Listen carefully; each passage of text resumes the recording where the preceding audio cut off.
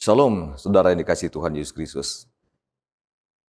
Pada hari ini, kita akan merenungkan firman Tuhan yang terdapat di dalam kitab Matius pasal yang ke-8, ayat 1 hingga ayat yang ke-4.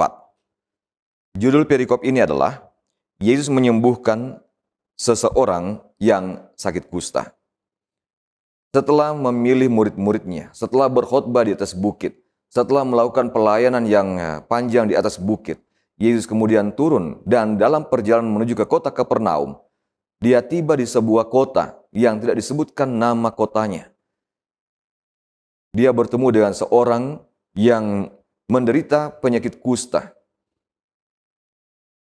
Pribadi ini membutuhkan kasih karunia. Pribadi ini menyadari bahwa hanya mujizat Tuhan yang bisa menyembuhkan dia, memberikan kepadanya kesempatan kedua dalam hidup, memberikan pengharapan baginya.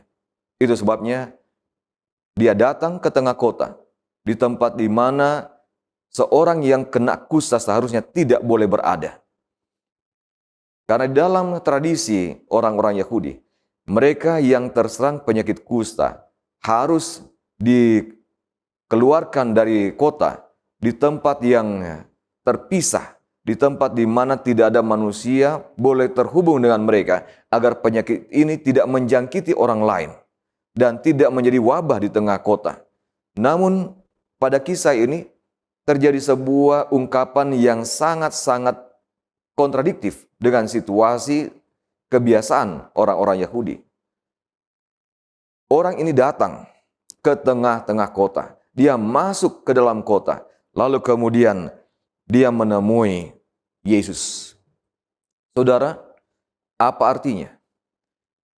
Itu berarti pribadi ini melawan semua kota, melawan semua tradisi, melawan semua kebiasaan, melawan semua aturan demi mendapatkan kebutuhannya.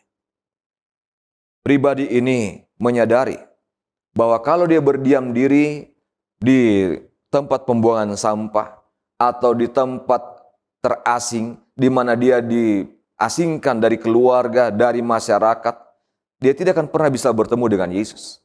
Dia tidak bisa datang ke hadapan Tuhan dan mendapatkan harapannya, mendapatkan kasih karunia yang didambakannya, bahkan mendapatkan kesembuhan dari sakit yang dialaminya. Dia menyadari bahwa ini bisa saja membuat dia dihukum mati. Dia bahkan kehilangan nyawanya pada saat itu. Namun, oleh karena kebutuhannya tentang keselamatan dan pemulihan, mendorong dia untuk melawan semua situasi, bahkan melawan ketakutan tentang kehilangan nyawanya untuk mendapatkan keselamatan dan kasih karunia dari Tuhan Yesus Kristus. Dan kisah ini kemudian berlanjut dengan sebuah diskusi atau dialog antara pribadi ini dan Tuhan. Apa katanya? Pada Matius pasal 8 ayat yang kedua, maka datanglah seorang yang sakit kusta kepadanya lalu sujud menyembah dia dan berkata, Tuhan, jika Tuhan mau, Tuhan dapat mentahirkan aku. Pengakuan yang dibuat oleh orang ini berbeda dengan yang lainnya. Yang lainnya datang berdiam diri di depan Tuhan. Tuhan yang bertanya kepadanya, maukah engkau sembuh? Lalu kemudian mereka menjawab, ya. Tapi kali ini, dia yang datang kepada Tuhan, lalu kemudian mengungkapkan pemahamannya, mengungkapkan isi hatinya, sambil membuat pengakuan kepadanya. Tuhan, apa maksudnya? Dia merendahkan dirinya di hadapan Yesus dan mengakui bahwa Yesus adalah pemilik dirinya, pemilik jiwanya. Ungkapan Tuhan bukan sembarangan. Ungkapan Tuhan adalah sebuah pengakuan yang lahir dari dalam hati, yang diungkapkan dengan sikap tubuh, yang dinyatakan melalui perkataan. Ini adalah sebuah ketulusan dari seseorang yang membutuhkan keselamatan, membutuhkan mujizat dan kasih karunia Allah pada saat itu. Karena itu, kalimat selanjutnya dikatakan bahwa jika Tuhan mau, Tuhan dapat mentahirkan aku. Dia memberikan pengakuan selanjutnya bahwa Yesus ini memiliki kuasa. Mungkin dia mendengar dari orang lain, mungkin dia mendapatkan begitu banyak berita-berita yang beredar sebelum Yesus datang atau berlalu di tempat itu. Sehingga dia bisa mengetahui pribadi dan kuasa yang dimiliki oleh Yesus. Tapi untuk membuat pengakuan, ini sangat sulit. Pribadi ini menyadari bahwa mungkin dia akan ditentang oleh tokoh-tokoh agama. Mungkin dia akan diminta untuk bungkam oleh orang-orang yang mengenal siapa dia. Mungkin dia akan ada dalam bahaya jika mengakui bahwa Yesus adalah Tuannya dan dia adalah hambanya.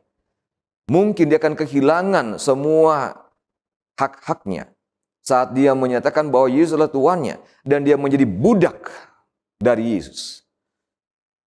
Pribadi tidak peduli. Dia tetap membuat pengakuan itu. Tuhan, jika Tuhan mau, Tuhan dapat mentahirkan aku. Dia mengakui bahwa hanya Yesus yang berkuasa.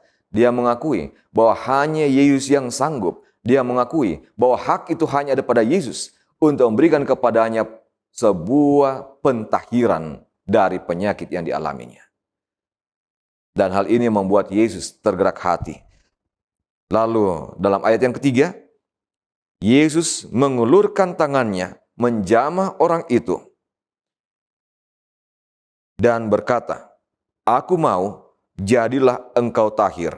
Seketika itu juga tahirlah orang itu daripada kustanya.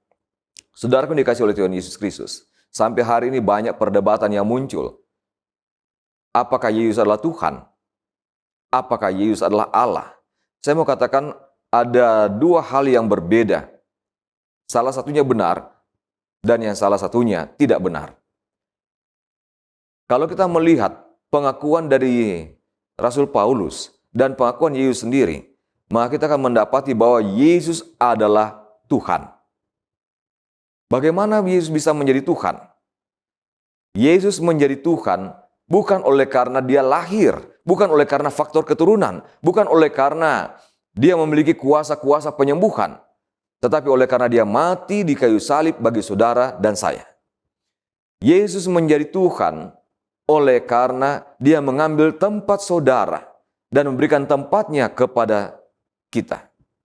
Dia menjadi Tuhan bukan oleh karena kehebatannya dan kekuasaannya yang dahsyat melakukan begitu banyak mujizat, tapi oleh karena kesediaannya untuk menjadi hamba bagi Bapa, bagi Allah, dan membayar hutang kita, sehingga dia layak untuk menjadi Tuhan dan Allah.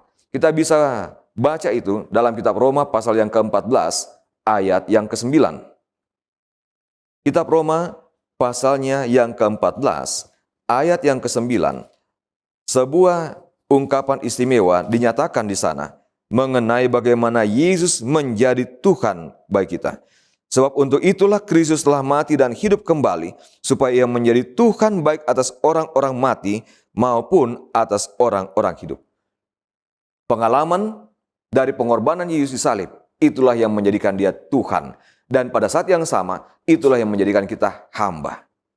Dan lebih lagi, oleh karena perkara ini Yesus memeteraikan posisinya dan eksistensi kita menjadi sebuah hubungan antara Tuhan dan hamba melalui hari Sabatnya.